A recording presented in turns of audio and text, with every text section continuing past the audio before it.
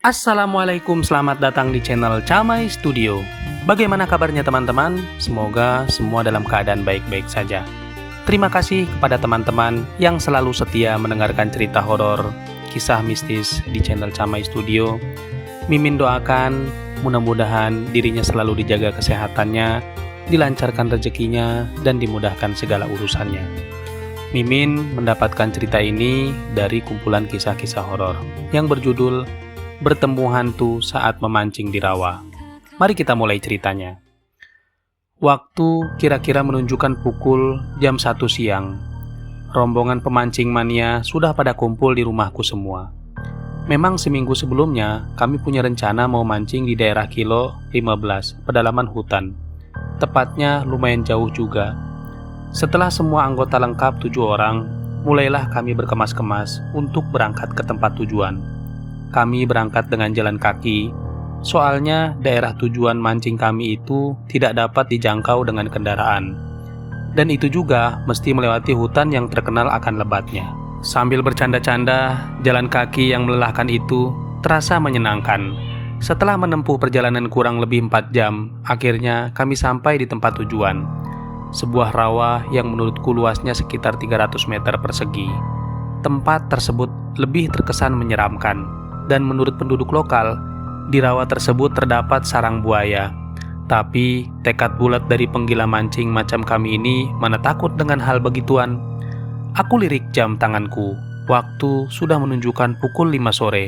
Aku lihat teman-teman udah pada bersiap dengan peralatan pancingnya. Singkat cerita, akhirnya kami pada fokus dengan kesibukan masing-masing. 2 jam pun berlalu. Kayaknya aku lagi sial saat itu. Sudah mancing selama ini, tapi belum ada satu ikan pun yang kudapatkan. Padahal teman-teman udah pada dapat semua. Mana ikannya besar-besar lagi. Nah, di sini mulai pengalaman hororku. Jam tanganku kala itu menunjukkan pukul 7.45 malam. Samar-samar aku melihat sebuah bayangan hitam melintas di atas rawa yang kami pancingi itu. Aku kucek mata, barangkali aku salah lihat. Walaupun aku kucek mata sampai sakit, tetap aja bayangan tersebut terlihat jelas. Buat memastikan apa yang aku lihat, aku tanya sama teman di sebelahku. "Ardi, coba kamu lihat di tengah rawa. Apa yang kau lihat?" Tanyaku pada Ardi. "Memang ada apa?" Saut Ardi. "Kau lihat kan? Ada pulau kecil di tengah rawa. Coba kau perhatikan dengan seksama," kataku. "Iya, aku udah lihat, dan gak ada apa-apa. Yang ada cuma pohon mati." "Emangnya ada apa sih?" tanya Ardi penasaran. "Masa sih kau gak melihat? Di bawah pohon mati itu ada orang yang berdiri sambil sandaran di batang pohon," kataku sedikit mengotot. "Gak ada kok, kau jangan nakutin gitu dong," kata temanku. "Aku bukan nakutin, tapi memang ada. Coba kamu lihat lagi deh," kataku.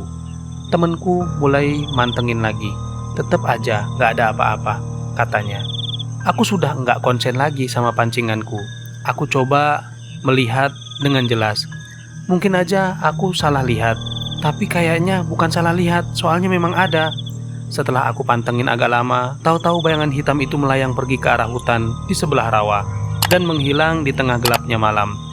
Sumpah, pengen lari aku rasanya. Saking kaget bercampur takut, sampai-sampai aku peluk temanku di sebelah. "Ada apa sih kamu?" kata temanku sambil bersunggut-sunggut. "Bayangan tadi terbang ke hutan, Ar," kataku sambil gemetaran. "Kan aku tadi sudah bilang kalau ada sesuatu di tengah rawa," sambungku.